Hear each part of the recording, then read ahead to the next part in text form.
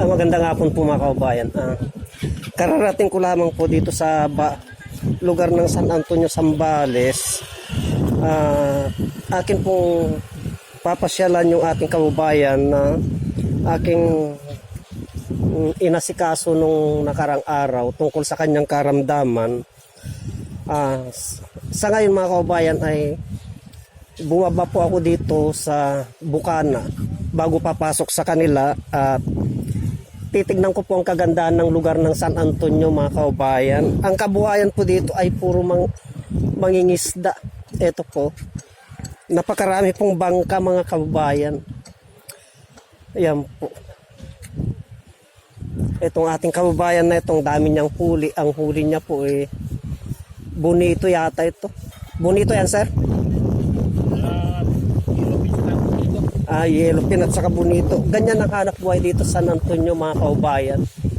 Katulad nito, itong ating mga kaubayan na ito, galing po sa dagat to mga kaubayan. Kararating po lamang nila. Yan ang dami nilang huli. Yan po ang kabuhayan dito mga kaubayan, mamandaragat. Yan. Napakaraming bangka mga kaubayan. Kaya ang sarap pong manirahan sa tabing dagat.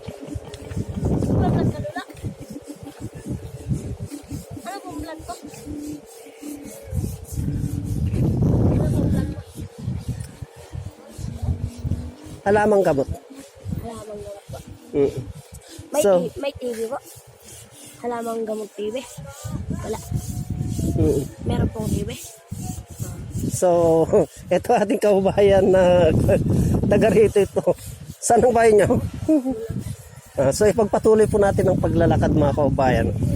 Hanggang sa makarating po tayo sa lugar ng ating kaubayan na ating inasikaso, ginamot. Napakaganda ang manirahan dito sa tabi ng karagatan mga kaubayan, no?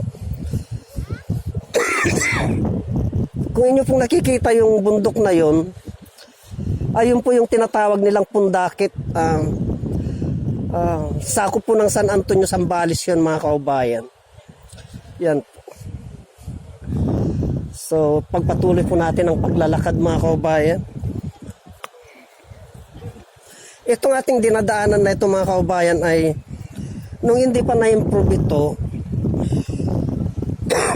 ay puro dagat ito. Itong kalsada na ito. Pero ngayon na-improve na, na-award na sa mga tao, natambakan na. Kaya binahayan na ng ating mga kaubayan. Kaya tinawag po nilang tribo. Tribo po ito. Napakarami pong bangka.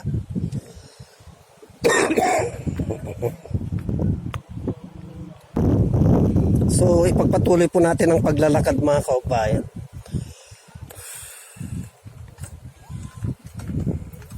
Puro mandaragat ang kabuhayan nila dito. Ito po. So napakagandang manirahan dito mga kaubayan kasi nandiyan ka na sa dagat, pwede ka pang mangisda. Ayan po.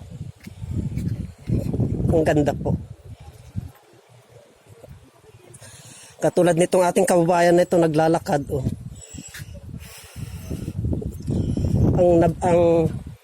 Ang style dito mga kababayan, pag may dumating na bangka ay tutulong ka lamang po. Katulad ng ating kababayan, tumulong lamang po siya, may ulam na siya, may isda na siya. Ganyan po. May barbecuean din dito mga kababayan. Ayan. So, pagpatuloy po natin ang paglalakad mga kaubayan. Ang ganda po mga kaubayan, tingnan po natin. Kung ikaw ay mangingisda, pwede ka nang mag-baits. Pwede ka nang mag-baits mga kaubayan. So, may mga tindahan na din po dito. Ayan. So marami ng kubo-kubo dito mga kaubayan. Ayan no.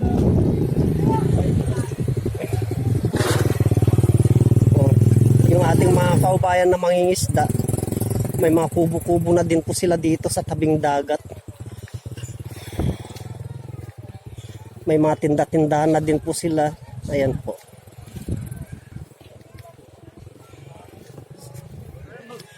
Napakaganda po mga kaubayan.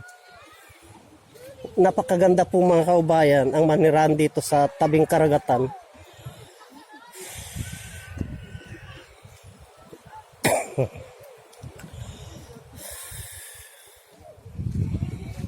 So, medyo malapit na po tayo sa ating kaubayan.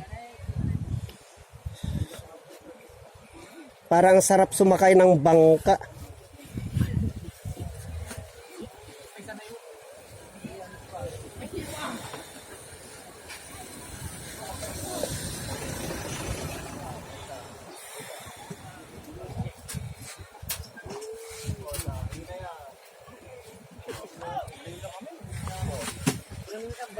So napakarami na pong tao dito mga kaubayan. Kaya pwede ka na pong maghanap buhay dito, pwede ka nang magnegosyo. Kaya yung ating mga kaubayan, na iba ay nagninegosyo na po siguro dito. Puro mangingisda po palang hanap buhay dito mga kaubayan. Ayan oh, puno ng bangka oh. Puro mangingisda po palang hanap buhay dito. Ang dayo palang bangka dito mga kaubayan. Oh, kaya palang daming bahay dito, siksikan.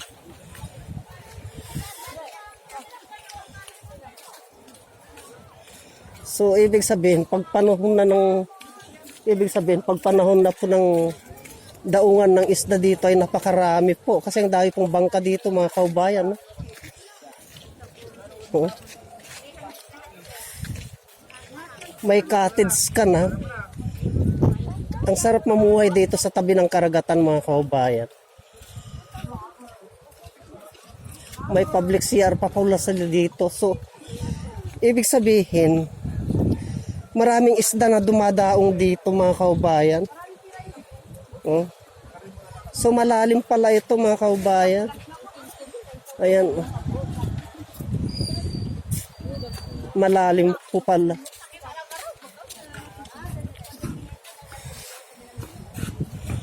So pagpatuloy natin ang paglalakad mga kaubayan at medyo malapit na po tayo. So, pagpatuloy po natin ang paglalakad mga kaubayan at medyo malapit na po tayo.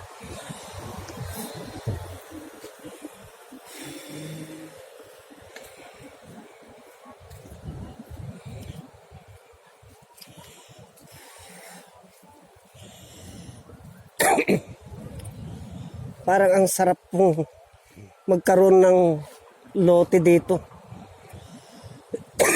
Ang sarap pong magkaroon ng cottage dito mga kaubayan.